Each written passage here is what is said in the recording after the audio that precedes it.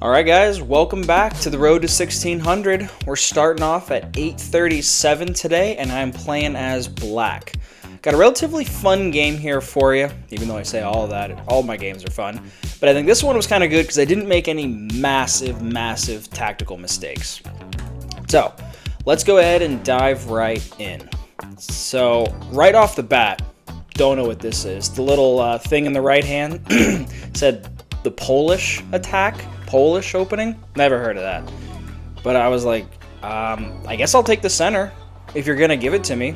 I guess I've seen that before, and so maybe that's the King's Indians to the other side actually. So I don't know what this is, and I don't know what exactly he's trying to accomplish here with just the bishop coming out, which is also an undefended bishop. So I'm like, okay, let me just defend my pawn in case any future threats come up. What is that? What is h3?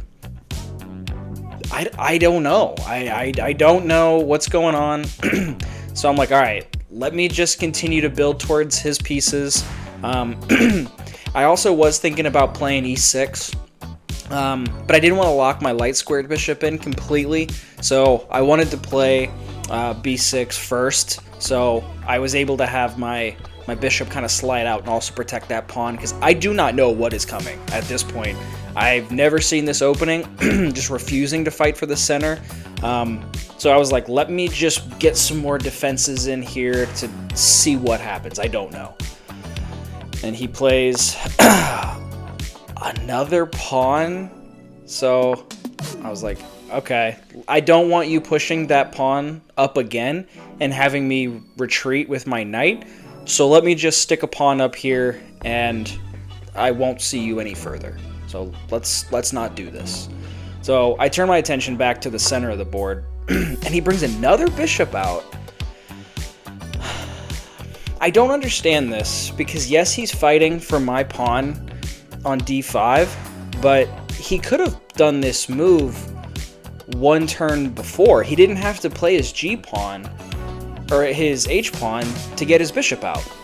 So I'll be honest, I don't really know what the play is. I've never seen an opening like this. And I understand that I'm kind of locking my light squared bishop up right here if I end up moving my e-pawn. So I'm trying to be careful and not block anything in, because I'm trying to take the center and get a little bit more space. But there's a lot of pawn play right now. And just trying to take the center, maybe. I was thinking about pushing e5 next, but then the queen comes out? Like, where is he going? Like, I don't know. I don't know. I was very confused, and honestly, I didn't know what to do, but I was like, I guess I'll put two pawns in the center, if you'll let me. I don't know what I'm going to do after, but I guess I'm going to start with that. Okay, so I see a free pawn just hanging out on b4, so I was like, I guess I'll just scoop it up, and if he plays a3, then I'll slide right back, probably to d6, defend my pawn a little bit, or maybe I'll just go to c5. I don't know. I really don't know what the play is here.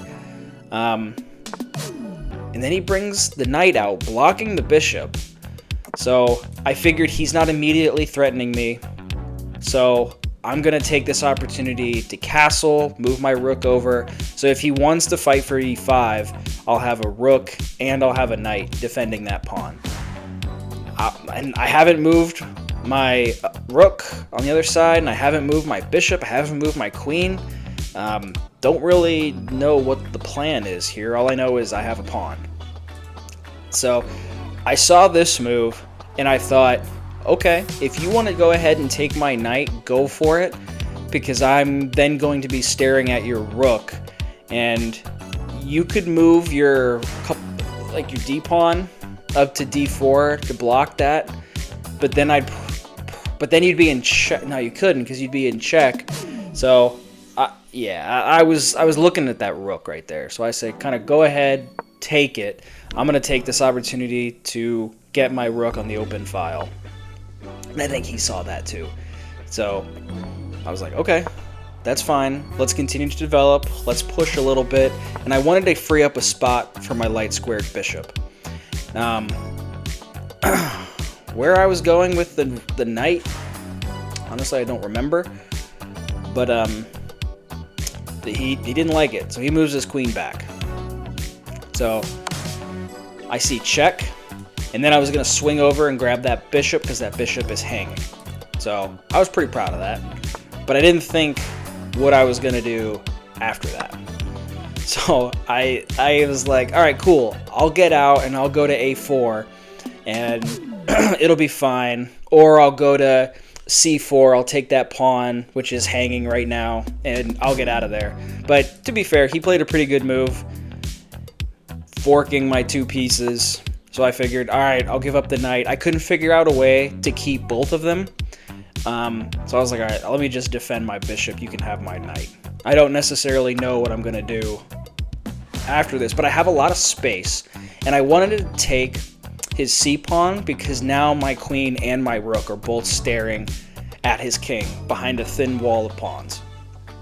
So I don't necessarily know what I'm going to do just yet. I know that I have a good position. I have a direct shot right down the middle of the highway. So I'm going to try to hold on to that as best I can. I also have my dark squared bishop eyeing up d2. So I was thinking to myself, if I could somehow get my queen or get some piece onto d2 while it's protected by my bishop, that would be pretty cool.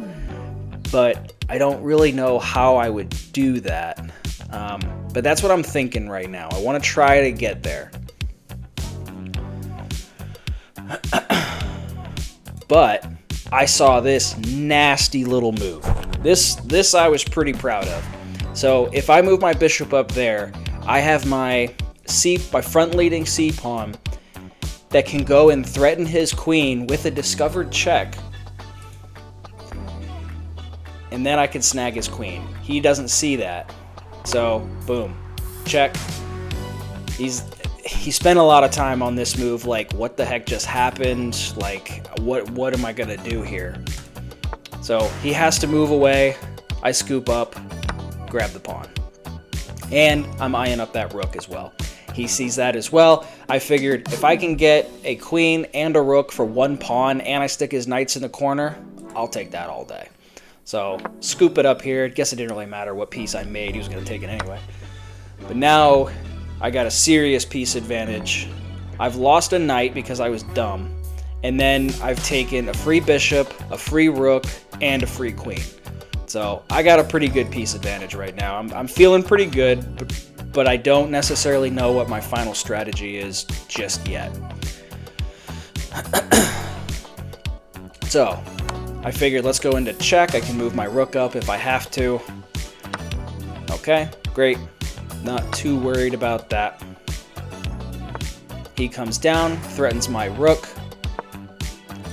I should have left the rook there, and I should have slid my light squared bishop up to defend that rook, and then maybe take another piece or get greedy or do something while I have that discovered check. So I should have moved that a little bit sooner.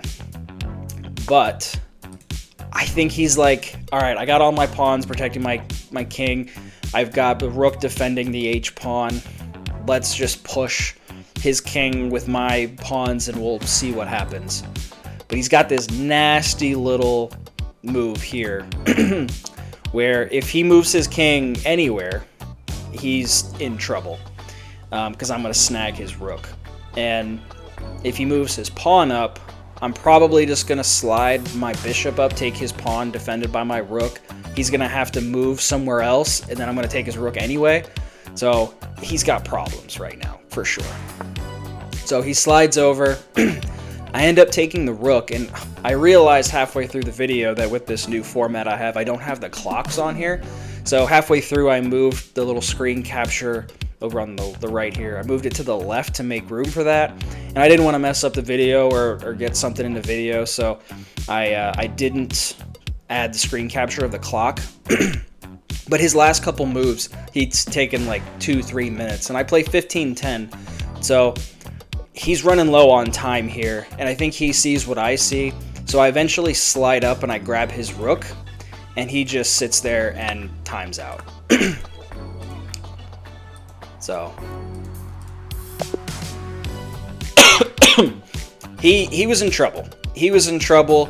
I'd only given up one piece because I played poorly, and I pretty much took everything else for free.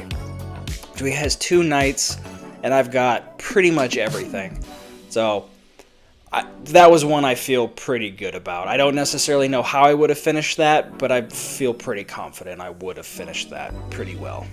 So, awesome. That was a fun game. I had a good time playing it. I tried to develop my pieces on time. I tried not to attack without developing, especially after I saw that super weird opening. But I played pretty well. I had a rating of 1600 after I did the game review, so I feel pretty good about that. Yeah, so if you made it this far in the video, I appreciate it. Thank you guys so much for watching. Feel free to like and subscribe as we continue to grow the channel, and I'll catch you guys in the next one. Thanks.